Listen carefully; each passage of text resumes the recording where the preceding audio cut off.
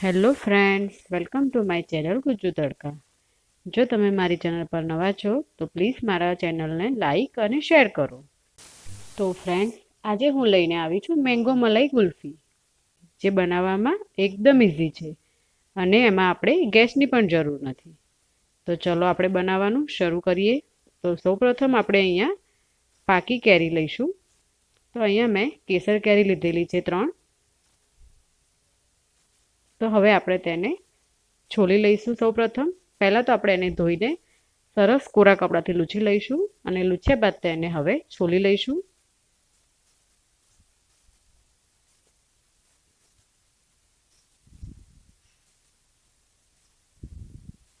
તો અહીંયા કેરી છોલાઈ ગઈ છે, તો આપણે આ રીતના તેના પીસ કરીને સમારી લઈશું.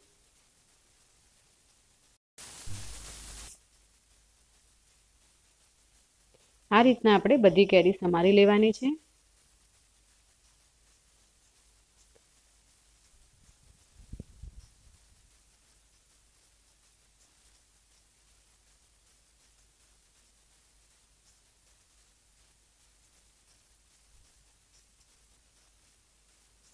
ત્યારબાદ હવે આપણે એક મિક્સર જાર લઈશું અને તેમાં જે સમારેલી કેરી છે તેને આપણે આમાં લઈ લઈશું.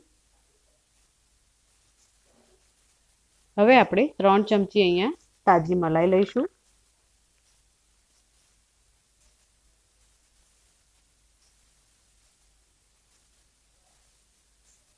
ત્યારબાદ આપણે 4 થી 5 ચમચી અહીંયા શુગર લઈશું.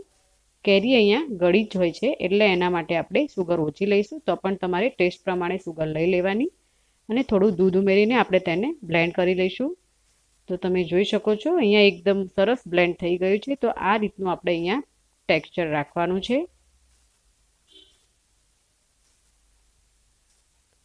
ત્યારબાદ આપણે અહીંયા આ રીતનું મોલ્ડ લઈશું અને તે મોલ્ડમાં આપણે ભરી લઈશું.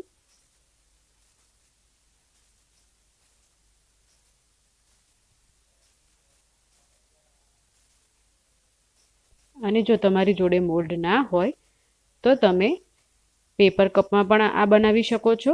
અધરવાઇઝ અહીંયા મેં તમને એક મટકા ગુલ્ફીનું પણ જે આવે છે તે મોલ્ડ લઈને બતાવ્યું છે, તો આપણે તેમાં પણ બનાવીશું. તો આ રીતના આપણે એમાં પણ ભરી લઈશું.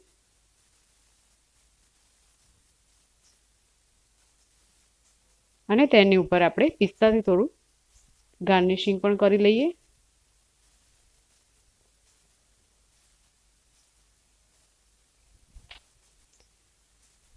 હવે આપણે તેને ઢાંકણ રાખીને સાઈડમાં મૂકી દઈશું. અને આ જે મોલ્ડ ભરેલા રેડી છે તેને એકવાર ટેપ કરી લઈશું અને એલ્યુમિનિયમ કોઇલથી આપણે ઉપર રેપ કરી લઈશું. ત્યારબાદ આપણે ચપ્પાની મદદથી આ રીતના હોલ કરવાના છે અને હોલ થઈ જાય ત્યારબાદ આપણે આમાં સ્ટીક ભરાવી દઈશું અને આને 8 કલાક માટે ફ્રીઝમાં મૂકી દઈશું. તો 8 કલાક થઈ ગયા છે ને આપણે ફ્રીઝરમાંથી બહાર કાઢી લીધું છે. તો હવે આપણે એલ્યુમિનિયમ કોઇલ જે છે તેને બહાર કાઢી લઈશું અને હવે આપણે પાણી લઈશું અને પાણીમાં તેને 20 થી 30 સેકન્ડ માટે બોળી રાખીશું.